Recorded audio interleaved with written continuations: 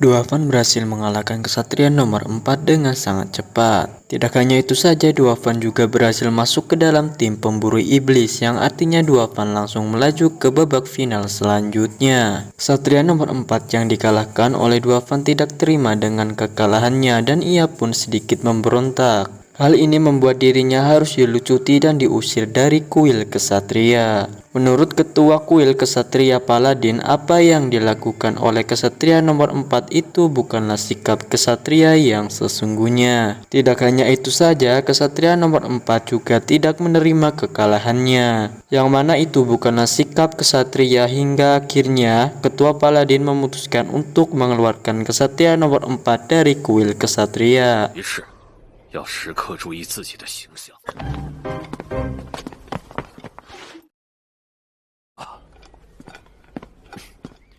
的护从骑士，但我还没有答应。一旦主人遇到任何危险，护从天才做护从的，自古以来更是绝无仅有。人的未来对4号骑士并不公平。 Di bawah langit senja yang begitu indah, Duavan datang menemui Chai-Er. Duavan yang datang sedikit terlambat membuat Chai-Er mengeluarkan aura pembunuh yang begitu kuat. Awalnya Duavan sedikit kaget dengan Chai-Er, namun setelah Duavan dihampiri oleh Chai-Er, suasana berubah menjadi lebih romantis. Apalagi saat Chai-Er mengkhawatirkan Duavan dengan menanyakan keadaan Duavan, membuat Duavan sedikit salting. Ya, beginilah jika kedua insan sedang jatuh cinta. Lanjut, aku berpartisipasi dalam ujian tim pemburu iblis. Hari ini ketemu dengan lawan yang sangat kuat, jadi mendapatkan sedikit luka, dan aku menang, ucap Duavan kepada Chai-Er. Setelah itu Duavan menggandeng tangan Chai-Er dan berjalan di bawah langit senja yang begitu indah. 是有人在放烟花，有的像小狗。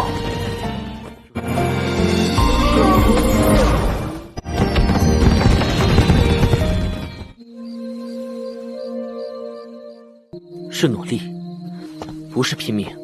Duavan pergi meninggalkan Chai-Er untuk beristirahat. Saat Duavan telah pergi meninggalkan Chai-Er, ia lalu memanggil anak buahnya untuk menyelidiki kuil kesatria apakah besok ada pertandingan. Kemudian kamera pun beralih kepada Han Yun, kesatria nomor 4 yang dikalahkan oleh Duavan. Han Yu adalah cucu ketua Paladin. Saat itu Han Yu tengah dimarahi dengan kakeknya karena telah melakukan kesalahan saat bertanding melawan Hao Chen. Han Yu diceramai habis-habisan oleh kakeknya disebabkan telah mempermalukan kakeknya dan tidak memenuhi aturan sebagai kesatria. Saat itu Han Yu diberi beberapa pilihan oleh kakeknya, mau mengambil uang dan pergi dari kuil kesatria atau pergi bersama kakeknya dan bergabung dengan Duavan sebagai pengawalnya selama 5 tahun. 藐视对手，挑衅，你已经被逐出骑士殿。下一届猎魔团选拔赛时，你真的想好？ Han Yu memutuskan untuk pergi dari kuil kesatria dan meninggalkan kakeknya. Setelah Han Yu pergi, ketua Paladin teringat informasi yang ia dapatkan dari bawahannya, bahwa Duavan alias Long Hao Chen adalah putra dari kesatria Retribution terkuat di dunia. Ketua Paladin berharap kepada cucunya Han Yu agar bergabung dengan Long Hao Chen dan menjadi pengawalnya.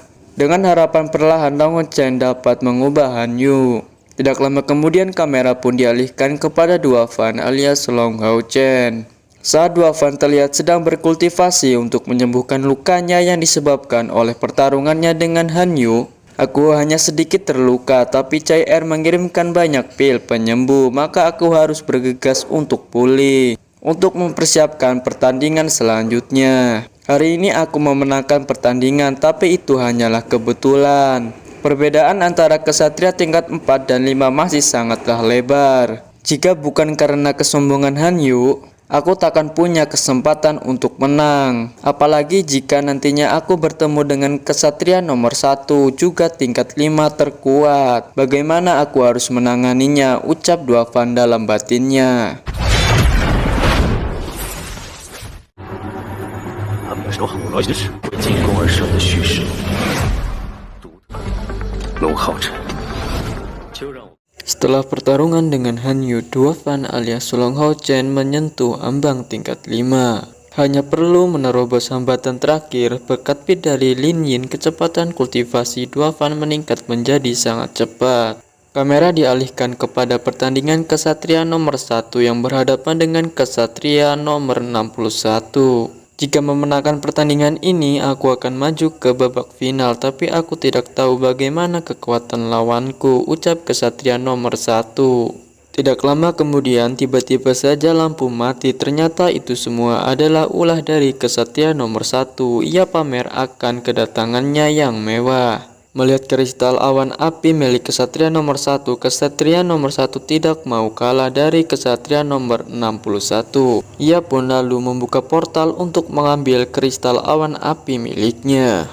Namun saat kesatria nomor 1 mengambil kristal awan api miliknya, ia malah ngelawak. Tangan kesatria nomor 1 tersangkut di portal yang ia buat sendiri ketika hendak mengambil kristal awan api miliknya. Namun sesaat berhasil mengambil kristal awan api, para penonton pun dibuat kaget karena ukuran kristal awan api miliknya lebih besar dibanding ukuran kristal awan api milik kesatria nomor 61. 这么大的火焰将，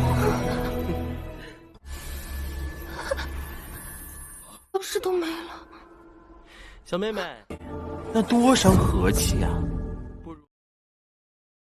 Pertarungan antara kesatria nomor 1 dan kesatria nomor 61 dimulai. Kesatria nomor 1 mengayunkan tangannya dan mengeluarkan Phoenix api untuk menyerang kesatria nomor 61. Pembukaan yang sangat indah, Phoenix api yang begitu besar, apakah aku benar-benar bisa menirunya? Ucap kesatria nomor 61 di dalam hatinya. Tidak lama kemudian, kesatria nomor 1 mengeluarkan sebuah piano untuk memulai aksinya. Piano mulai dimainkan oleh kesatria nomor 1. Suara piano yang dihasilkan membuat kesatria 61 terbang melayang, dan seketika bajunya berubah menjadi lebih anggun. Di part ini, kesatria nomor 1 menunjukkan betapa romantisnya dirinya kepada kesatria nomor 61.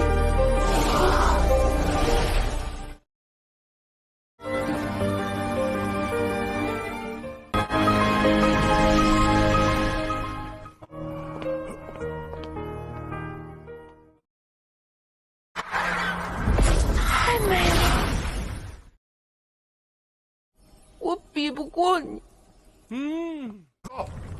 我骂我自己孙子，你们管不着。 Beberapa waktu kemudian, kamera dialihkan kepada Chai Er yang sedang menunggu Duofan. Tidak lama kemudian, Duofan pun datang untuk menemui kekasihnya Chai Er. Di sebuah taman yang penuh dengan bunga, Chai Er dan Duofan berjalan sambil bergenggaman tangan layaknya dua insan yang sedang berpacaran. Maaf, kemarin aku bilang akan menunggumu, tapi akhirnya masih membuatmu menunggu. Kemudian Chai Er menjawab, tidak masalah, aku yang keluar sedikit lebih pagi hari ini, ucap Chai Er kepada Duofan. Langit mendung, hujan pun turun. Duofan yang tidak mau melihat kekasihnya kehujanan langsung dengan gercepnya menadahkan tangan di atas kepala Chai Er. Di part ini kita diperlihatkan adegan yang sangat romantis ala anime hentai yang membuat bulu-bulu bergetar. 想要感知你的世界。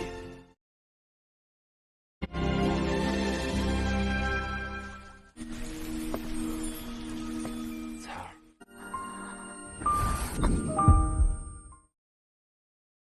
Masih dengan keromantisan Duofan dengan kekasihnya Chai Er. Duofan menggenggam kedua tangan Chai Er sambil berlutut dan kemudian berkata, meskipun Chai Er tidak bisa melihat kunang-kunang, tapi selama ada aku maka aku adalah kunang-kunangmu. Aku akan mengantarmu pulang, kata-kata mutiara Duofan untuk kekasihnya Chai Er. Hujan belum usai, di sebuah kolam ternyata ada anak buah Chai Er yang sedang mengintip keromantisan Duofan dengan Chai Er. Setelah itu kamera dialihkan kepada guru Duofan yang sedang membaca buku. Duofan yang melihat hal itu menghampiri gurunya, dan ternyata guru Duofan membaca buku terbalik. Duofan pun memperbaiki buku terbalik yang dibaca oleh gurunya. 练决出的前10名都将以本届猎魔团成名额为相关。恭喜大家！啊，这。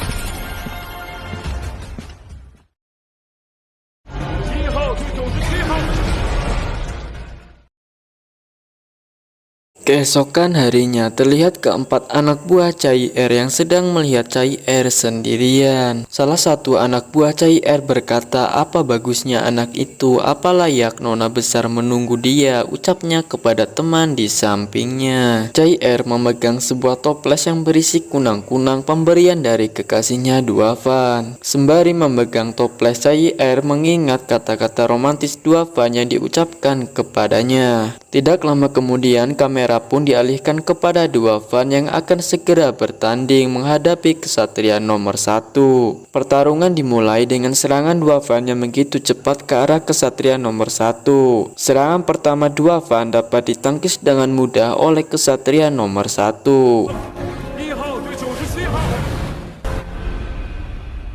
从身为成绩。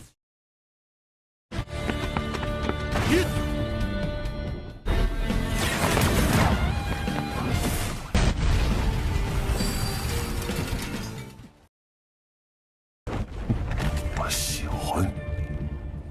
不，铁路吹花飞木地里。 Menggunakan ledakan mana dan membuat pusaran pedang untuk memblokir serangan lawan. Gunakan pusaran untuk menyembunyikan tubuh, kemudian melancarkan serangan sengit. Itulah keterampilan jenius Duavan alias Long Hao Chen. Kesatria nomor 1 mengeluarkan serangan naga aksesionnya untuk keluar dari pusaran pedang yang dibuat oleh Long Hao Chen. Kesatria nomor 1 menuju ke lubang atas pusaran dengan menunggangi naganya. Namun saat hendak berhasil keluar dari pusaran, Long Hao Chen langsung menyerang dengan gerakan pedang yang cukup cepat. Serangan Long Hao Chen dapat ditangkis dengan mudah oleh kesatria nomor 1. Tidak hanya itu saja, kesatria nomor 1 juga berhasil membuat Long Hao Chen terpental dan jatuh. Long Hao Chen dengan keadaan terluka baru mengetahui bahwa cincin yang berada di tangan kesatria nomor 1 ternyata memiliki segel ilahi. 这才是他第一次主动攻击。那你的表现，简直是……喂，在卖弄什么呀？以为自己很帅吗？我接近。有一种随。 Meskipun Long Hao Chen dalam keadaan terluka, ia tidak menyerah. Long Hao Chen bangkit kembali lalu mencoba menyerang kesatria nomor 1 dengan serangan tebasan cahaya matahari. Serangan kedua Long Hao Chen masih dapat ditangkis oleh kesatria nomor 1. Bahkan membuat pedang Long Hao Chen jatuh dan hancur. Long Hao Chen yang terpental akibat serangan balik kesatria nomor 1 terluka parah, bahkan ia mengeluarkan darah dari mulutnya. Melihat hal itu, sang wasit pertandingan langsung menghampiri Long Hao Chen. "Apakah engkau mengaku kalah bahkan pedangmu telah patah?" ucap sang wasit kepada Long Hao Chen. Kemudian Long Hao Chen menjawab, "Tidak, aku masih sanggup bertarung," jawaban Long Hao Chen kepada sang wasit. 你很强，我会用我。 Long Hao Chen bangkit lalu mengangkat pedangnya. Long Hao Chen mengeluarkan teknik pengorbanan yang mana teknik ini dapat meningkatkan kekuatan secara drastis. Bahkan mampu mengalahkan dewa kesatria sekalipun. Namun resikonya cukup berbahaya karena harus mempertaruhkan nyawanya sendiri. Di saat Long Hao Chen mengeluarkan teknik pengorbanannya, ketua paladin pun berdiri dan berkata, "Bocah ini bahkan berani menggunakannya." Meskipun pengorbanan bisa langsung mengintegrasikan esensi darah dan mana menjadi satu dan melepaskan kekuatan jauh melampaui basis kultivasi, tapi hanya bisa bertahan 10 detik. Jika tidak berhati-hati akan mati kelelahan karena esensi darah dan mana habis. Perkataan ketua paladin. Long Hao Chen melepaskan kekuatan melampaui basis kultivasinya. Hal ini membuat Long Hao Chen menjadi sangat kuat. Kemudian Long Hao Chen pun mulai menyerang kesatria nomor 1.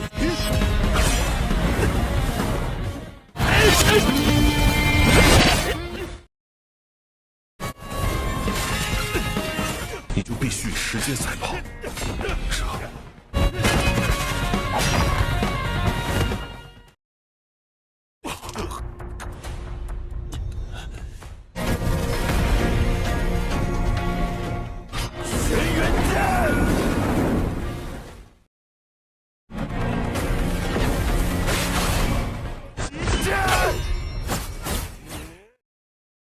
Long Hao Chen dengan mana terakhirnya mengeluarkan pedang naga suci untuk menyerang kesatria nomor 1 Xiao Yu. Serangan dengan kecepatan tinggi mulai dilancarkan oleh Long Hao Chen. Dengan teknik pusaran pedang pembunuh, Long Hao Chen berniat untuk mengunci pergerakan Xiao Yu. Ini kan bentuk asli gerakan Tuan Xing Yu, ucap Xiao Yu di dalam hatinya. Penonton yang melihat aksi dari Long Hao Chen kagum karena seperti melihat kekuatan Master Kuil Xing Yu, yakni ayah dari Long Hao Chen. Tidak mau kalah dengan Long Hao Chen, Xiao Yu mengeluarkan teknik naga aksesion untuk kedua kalinya. Namun dengan teknik naga aksesionnya, Xiao Yu tidak berhasil keluar dari teknik pusaran pedang pembunuh milik Long Hao Chen. Saat naga milik Xiao Yu hancur, Long Hao Chen mengeluarkan teknik 18 tebasan untuk menyerang Xiao Yu. Melihat serangan Long Hao Chen yang mengarah kepadanya, Xiao Yu lalu mengeluarkan serangan laut untuk menangkis serangan dari Long Hao Chen.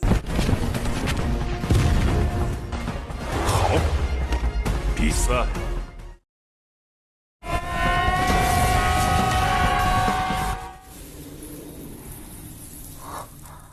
乐器，我这就去灭了他！安静。 他怎么还没来？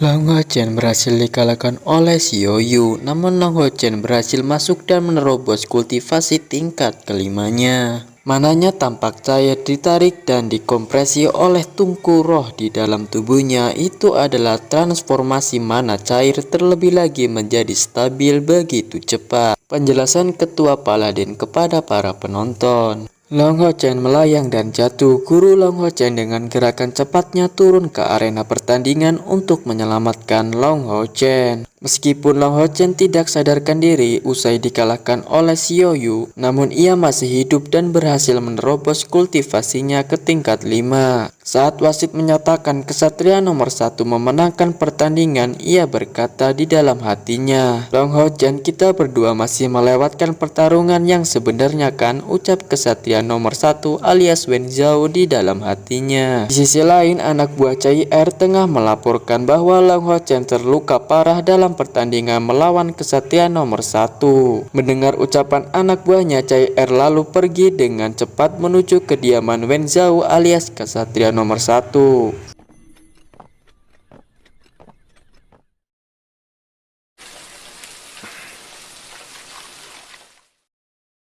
会输给他。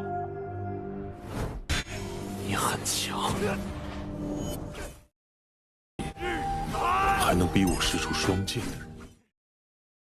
Beberapa saat kemudian kamera pun beralih kepada Wen Zhao yang pada saat itu telah selesai mandi. Tidak lama kemudian datanglah Cai Er untuk membunuh Wen Zhao karena telah melukai kekasihnya Long Hao Chen. Cai Er mulai menyerang Wen Zhao dengan kecepatan yang sangat cepat. Untuk menangkis serangan Cai Er, Wen Zhao mengeluarkan beberapa kemampuannya. Namun hal itu tidak berguna karena serangan Cai Er sangat kuat. Bahkan serangan pamungkas laut roh milik Wen Zhao dapat dimusnahkan dengan mudah oleh Cai Er. Hingga pada akhirnya Wen Zhao terpental sampai ke dalam kolam akibat serangan Cai Er yang begitu kuat. 星海，海狸， 居然控。 Pertarungan antara Cai Er dan Wen Zhao membuat konflik antara kuil kesatria dengan kuil asasin, yang akhirnya terjadi kesalahpahaman antar kedua kuil tersebut. Sementara itu pertarungan Wen Zhao dengan Cai Er terus berlanjut. Wen Zhao mengeluarkan teknik tebasan pembantai bulan untuk menyerang Cai Er. Sementara itu Cai Er yang mengetahui serangan Wen Zhao, ia langsung mengeluarkan teknik tombak Raja Tirani. Keduanya pun saling melepaskan serangan, dan alhasil serangan keduanya pun seimbang. Kau melukainya dengan tungku roh, maka akan kugunakan tungku roh untuk menghancurkan tungku rohmu, ucap Cai Er kepada Wen Zhao. Lalu kemudian Cai Er mengeluarkan teknik serangan 1000 duri untuk menyerang Wen Zhao. Tidak mau kalah, Wen Zhao pun mengeluarkan teknik binatang percap untuk memblok serangan Cai Er terhadapnya. Namun itu semua percuma karena serangan Cai Er yang begitu kuat. Akhirnya Wen Zhao pun terkalahkan dengan tusukan pedang di dadanya.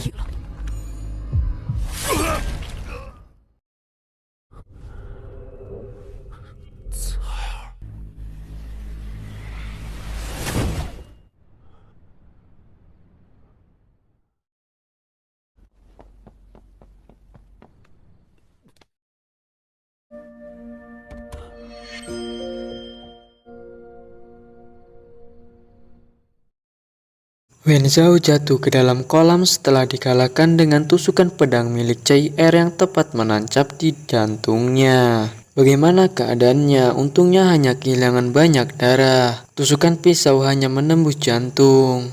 Apa penyerangnya sudah teridentifikasi? Pihak Kuil Assassin menolak untuk menyerahkannya. Maka aku akan memeriksanya sendiri. Percakapan Ketua Paladin dengan anak buahnya. Lalu kemudian Ketua Paladin pergi menemui Ketua Kuil Assassin. Tidak lama kemudian kamera pun beralih di sebuah kuil istana Assassin di mana terlihat banyak pasukan kuil kesatria yang akan menyerang kuil Assassin. Namun tidak semudah itu untuk menyerang kuil Assassin, dikarenakan ada beberapa pengawal kuil Assassin yang cukup kuat menghadang pergerakan para prajurit kuil kesatria yang hendak menyerang kuil Assassin. Tidak lama kemudian Ketua Paladin pun datang untuk menemui Ketua Kuil Assassin. 废话太多，拿下他们！尹店主有请。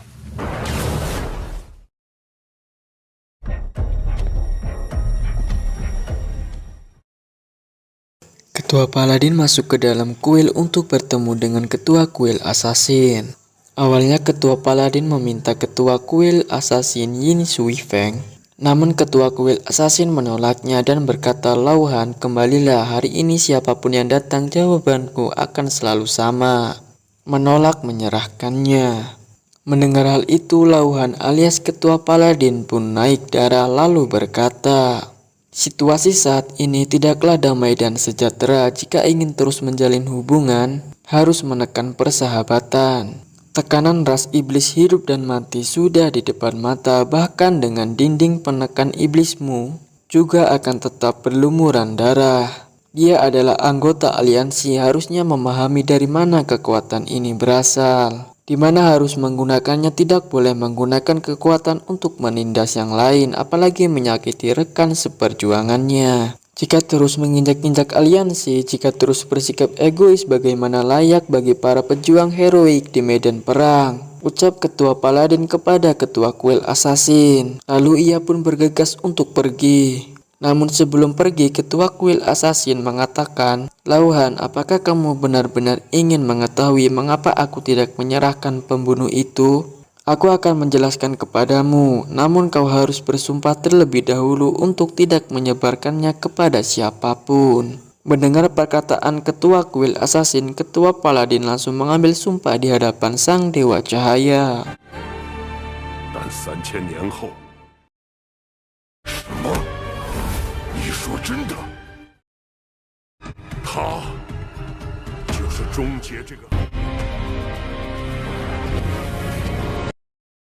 Kita benar-benar dapat mengakhiri perang ini selama dia bisa membunuh Kaisar Dewa Iblis, ucap Ketua Kuil Assassin kepada Ketua Paladin. Lalu kemudian Ketua Paladin pun menjawab, "Lalu mengapa kalian tidak mengajarinya dengan baik? Dia menyalahgunakan kekuatannya sendiri. Kalian sungguh memanjakannya. Bagaimana dia bisa memimpin umat manusia berjuang di masa depan? Bagaimana dia akan menyelamatkan nyawa jutaan orang?" Mendengar semua jawaban Ketua Paladin, kemudian Ketua Kuil Assassin pun berkata, "Lauhan, kau tidak mengerti, dia itu untuk menyelamatkan hidupnya sendiri. Telah memberikan segalanya," ucap Ketua Kuil Assassin kepada Ketua Paladin. Setelah beberapa saat menjelaskan panjang lebar kepada Ketua Paladin, akhirnya Ketua Paladin memahami keadaannya. Dan kesalahpahaman antara kuil kesatria dengan kuil assassin pun telah usai. Kemudian Ketua Paladin pun pergi meninggalkan kuil assassin. 不能怪他。混账！现在，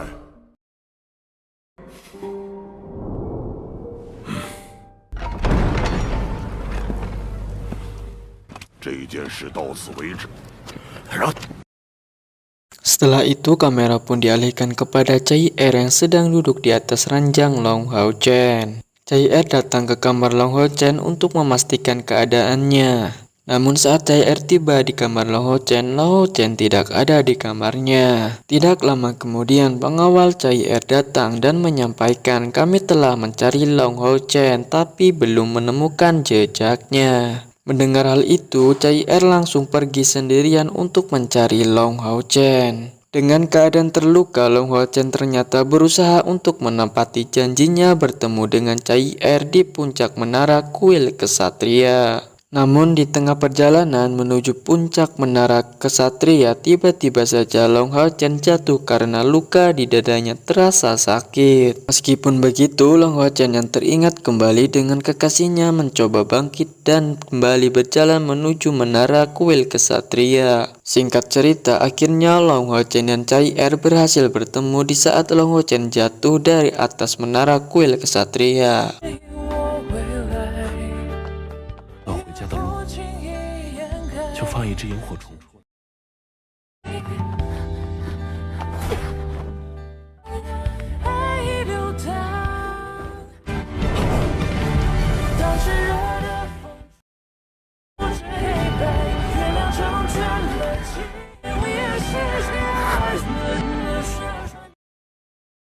Kamera beralih kepada Yin Xia di sebuah ruangan kuil assassin. Kala itu Yin Xia tengah menyampaikan laporannya kepada ketua kuil assassin Yin Sui Feng. Nona telah mengantar Long Hao Chen pulang dengan selamat. Kemudian Yin Sui Feng menjawab, bagaimana keadaan Wen Zhao?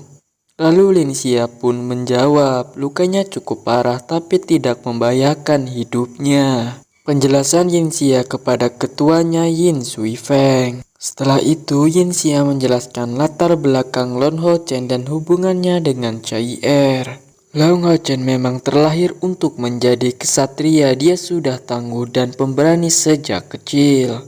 Dengan kebaikan dalam hatinya, dia berani menghadapi musuh yang jauh lebih kuat darinya.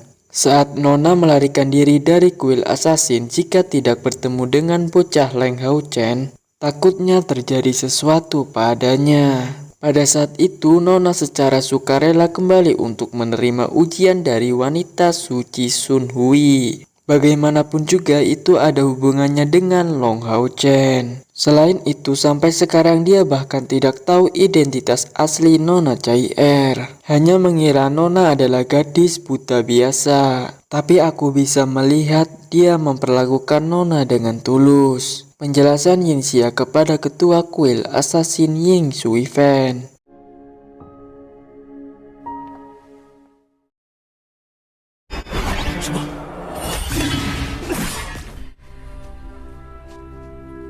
还不错。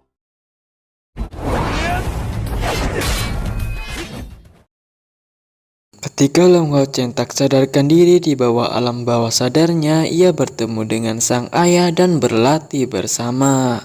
Ayah Long Hao Chen mengajari Long Hao Chen bagaimana cara menggunakan mana cair dalam jumlah yang banyak. Bayangkan manamu mengalir seperti air, bayangkan merindianmu seperti sungai. Biarkan mana mengalir melalui merindian ke tanganmu, ke telapak tanganmu dan berkumpul di ujung pedang, kemudian ayunkan. Penjelasan sang ayah kepada Long Hao Chen. Setelah itu ayah Long Hao Chen menjelaskan beberapa tingkatan kesatria dan apa saja yang akan dialaminya. Setelah kau mencapai tingkat 6, sayap mana akan membuatmu bisa terbang ke langit. Setelah kau mencapai tingkat 7, tubuh bersinarmu akan menjagamu dengan cahaya. Setelah kau mencapai tingkat 8, begitu astral spiritual keluar maka bisa memusnahkan roh jahat. Dan setelah kau mencapai tingkat 9, dalam domain kau adalah Tuhan. Setelah menjelaskan hal tersebut, kemudian ayah Long Hao Chen terbang ke langit. Dan Long Hao Chen pun tersadar diri dari pingsannya. 与我自能相见，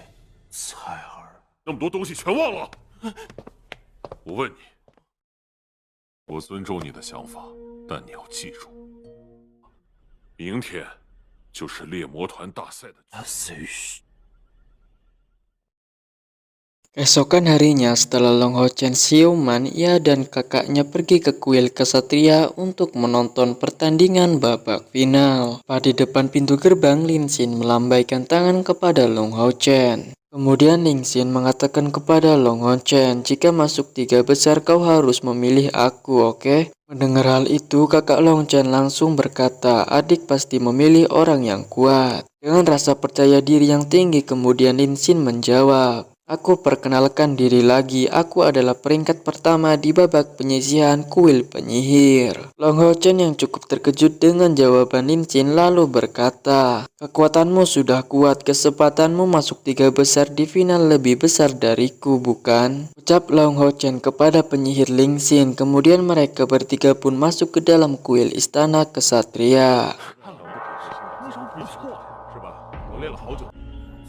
是玄色色的。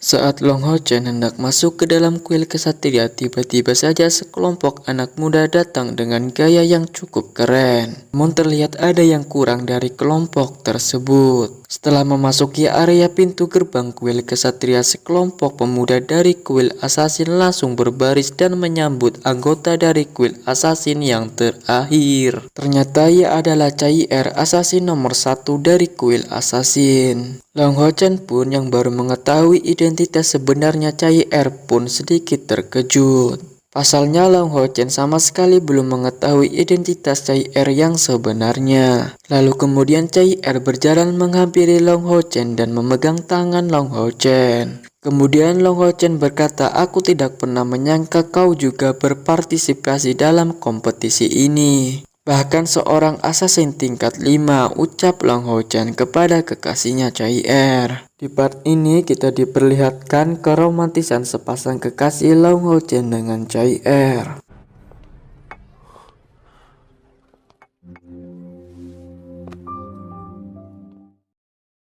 你也是来参加比赛的，还是五阶子？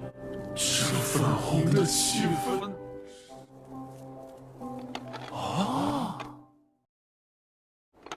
不可能，从一而终。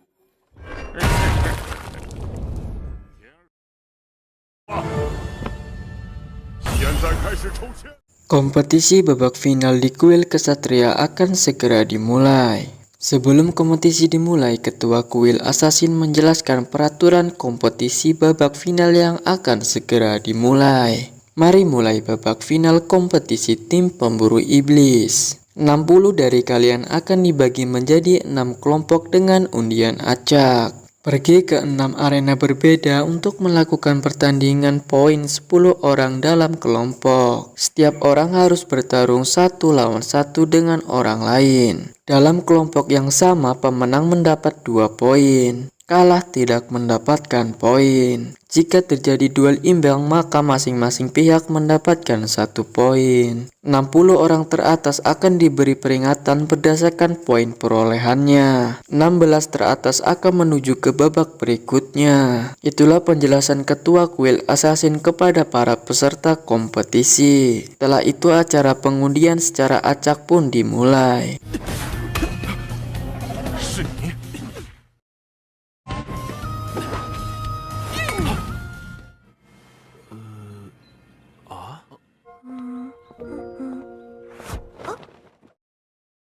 喜欢粉色。这里谁最强？战最强。 Ketika pengundian secara acak, semua peserta bebas memilih bola secara acak, di mana peserta yang mendapatkan bola berwarna sama akan bergabung dalam satu kelompok. Di tengah perebutan bola pengundian, terlihat ada 2 peserta yang sedang adu mekanik untuk memperebutkan bola berwarna ungu. Diketahui bahwa bola berwarna ungu adalah bola yang didapatkan oleh Cai Er, di mana Cai Er adalah assassin nomor 1 yang kekuatannya sangat mengerikan, sehingga banyak para peserta yang ingin satu tim dengan Cai Er. Lanjut, setelah beberapa saat adu mekanik, kesatria botak dari kuil warrior akhirnya berhasil mendapatkan bola berwarna ungu.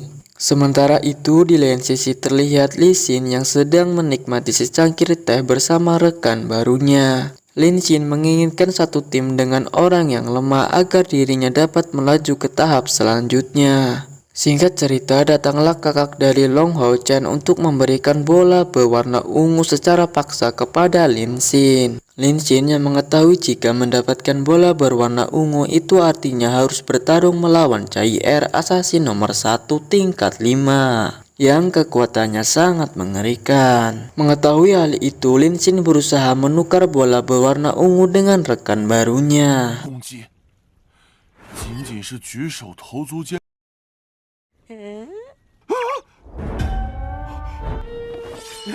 蛋兄，前进，咱仨对天盟誓，日后也算有个大强者，我已一一探明。 Lin Xin melakukan berbagai cara untuk mempengaruhi rekan barunya agar mau bertukar bola dengannya. Lin Xin pun mengatakan tim bola ungu di tanganku adalah yang terlemah. Saudaraku, jika kalian ingin menang bergabunglah dengan tim yang lemah. Kemudian kedua rekan baru Lin Xin menjawab, kami mengikuti kompetisi ini untuk mengasah kemampuan kami. Dan juga kami berharap mendapatkan lawan yang kuat. Jadi kami tidak mau satu tim dengan orang yang lemah, ucap kedua rekan baru Lin Xin. Mendengar hal itu, Lin Xin pun agak sedikit kecewa, lalu kemudian Lin Xin mengatakan bahwa orang yang memiliki bola berwarna ungu ini akan satu tim dengan assassin nomor 1 yang kekuatannya sangat mengerikan. Perkataan Lin Xin membuat kedua rekan barunya ingin mendapatkan bola ungu tersebut. Dan akhirnya keduanya pun bertarung. Singkat cerita, di saat keduanya akan menukar bolanya dengan bola milik Lin Xin, tiba-tiba saja datang kakak dari Long Hao Chen dan ia pun langsung menempelkannya secara paksa bola berwarna ungu ke tangan Lin Xin. 与之争锋了。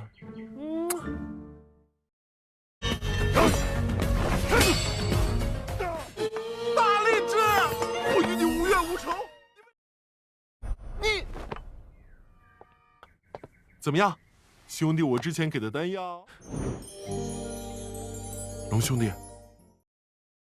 Setelah menunggu beberapa saat, akhirnya pertandingan pertama tim pemburu iblis pun dimulai. Pertandingan pertama akan dimulai dengan Long Hao Chen melawan assassin Xin Xuan. Karena arena kosong tidak cocok dengan gaya bertarung para assassin, akhirnya panitia kompetisi pun menyediakan beberapa pilar di dalam arena untuk membantu para assassin menutup bayangan mereka dan memastikan keadilan kompetisi. Susah payah melarikan diri dari assassin nomor 1, tapi malah bertemu dengan kakak iparku, ucap Xin Xuan kepada Long Hao Chen. Lalu kemudian pertarungan keduanya dimulai diawali dengan serangan pedang Long Hao Chen kepada Xin Xuan.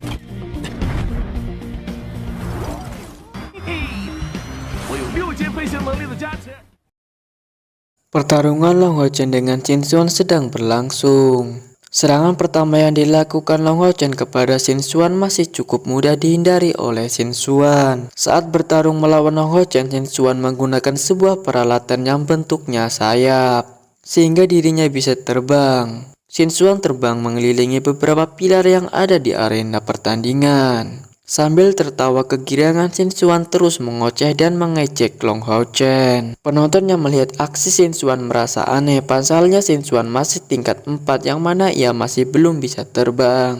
Hanya tingkat 6 seseorang baru bisa terbang, ucap seseorang penonton di pertandingan. Tidak kehabisan akal, Long Hao Chen mulai menyerang Xin Xuan untuk kedua kalinya menggunakan pedang sengatan petir. Namun serangan keduanya masih belum bisa mengenai Xin Xuan. Singkat cerita, akhirnya Long Hao Chen berhasil mengenai Xin Xuan dengan teknik pedang petir lokernya. Alhasil Xin Xuan pun menyerah dan mengakui kekalahannya. Dan kemudian pertandingan pertama pun dimenangkan oleh Long Hao Chen. 不能伤你，但其实可以学习的技能中有一个完，锁定之后，锁定。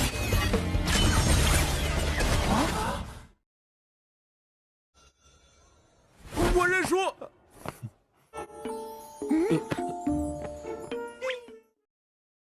Setelah pertandingan pertama telah usai, lanjut kepada pertandingan yang kedua. Penyihir Lin Xin melawan Priset Sima Xian. Kedua peserta yang akan bertarung memasuki sebuah arena pertandingan. Penyihir Lin Xin mengeluarkan kristal awan api andalannya. serta mengeluarkan Phoenix api miliknya untuk menakut-nakuti Sima Xian yang akan menjadi lawannya. Lalu dengan sombongnya mengatakan, aku adalah penyihir nomor 1 di ujian perburuan iblis dari kuil penyihir tahun ini. Selain itu, aku juga penyihir tingkat 5 elemen api yang kuat dalam sejarah. Calon ketua kuil penyihir di masa depan. Penerus yang tidak diragukan kemampuannya lagi. Siapa lagi kalau bukan Tuan Lin yang memiliki paras menawan. Tidak takut dengan gertakan Lin Xin, Sima Xian pun membuka bajunya dan memperlihatkan otot bercahaya kepada para penonton. Sima Xian lalu mengeluarkan palu besar senjata andalannya dan mulai menyerang Lin Xin.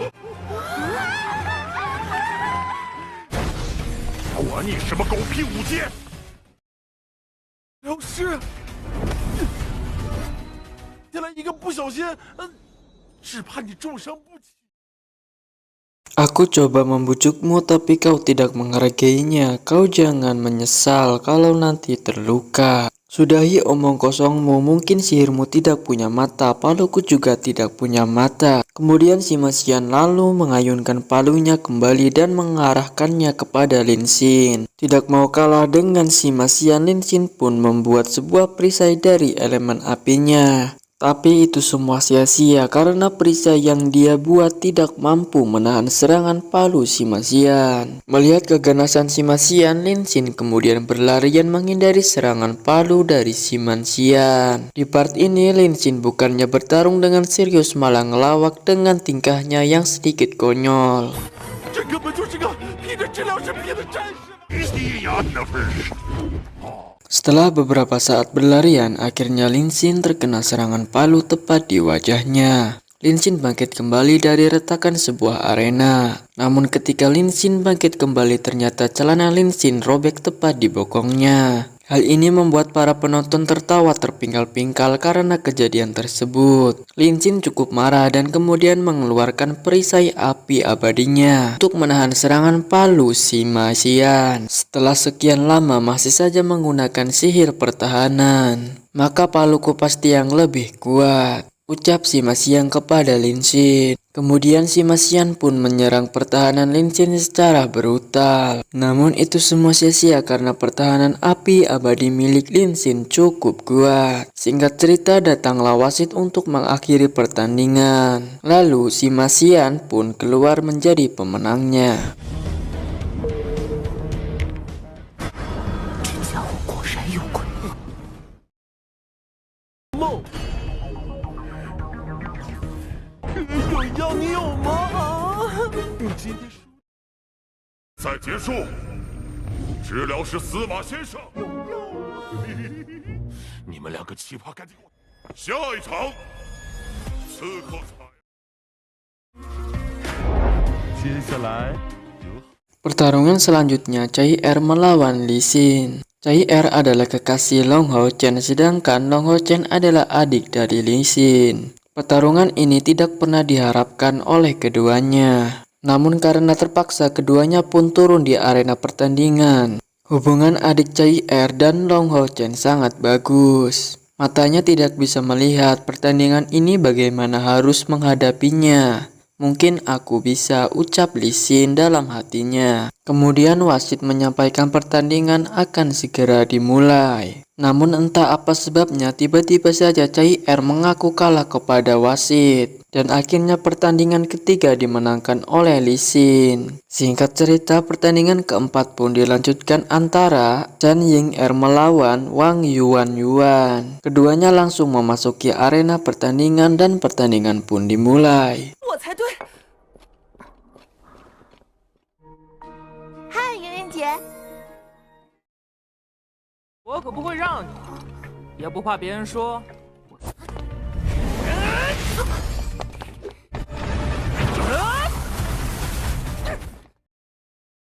Ketika pertarungan antara Chan Ying Er melawan Wang Yuan terjadi. Lihat Yuan sangat agresif, ia terus menyerang Chan Ying Er dengan pukulannya. Namun pukulan Yuan Yuan berhasil dihindari dengan mudah oleh Chen Ying'er. Chen Ying'er melayang di atas menggunakan payungnya dan bersiap untuk memperlihatkan kemampuannya kepada Yuan Yuan. Kakak Yuan Yuan, lihatlah, aku roh adalah sumbernya. Semua makhluk memiliki roh-roh di antara makhluk di langit dan di bumi. Hukum umum di segala arah, mantra Chen Ying'er untuk mengeluarkan kemampuannya.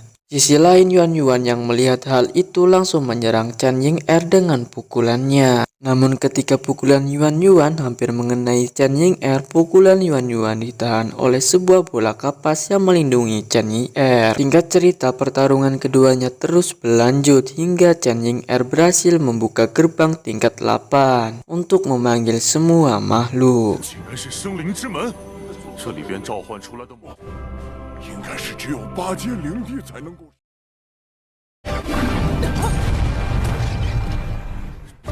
终于要出压箱体的技能了！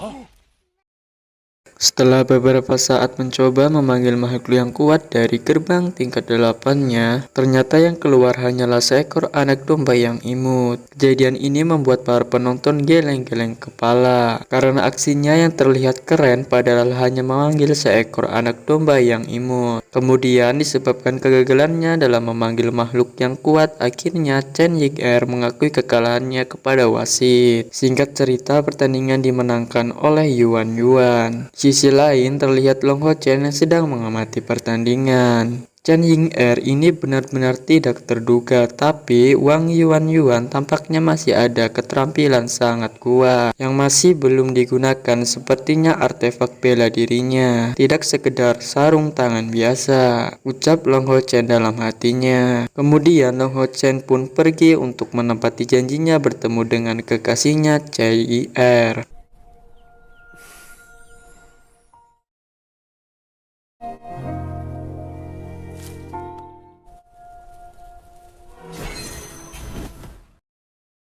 Saat Long Ho Chen dan Cai Er sedang bermesraan, tiba-tiba saja muncul sebuah portal dari dimensi lain yang menyedot Long Ho Chen masuk ke dalam dimensi lain tersebut. Cai Er pun kebingungan dengan apa yang terjadi sebenarnya. Kemudian datanglah para pengawal Cai Er dan menjelaskan kepada Cai Er, "Nona besar, aku belum pernah melihat dimensi itu, mungkin bukan dari dimensi ini. Tentu saja kita perlu menyelidikinya lebih lanjut untuk memastikannya.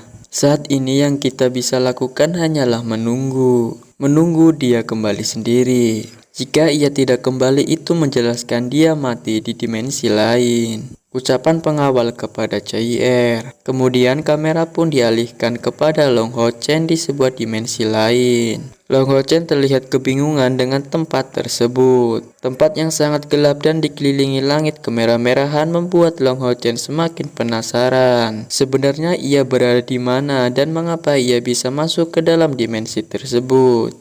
我们快要进化了，但是却遭到了整个世界的排。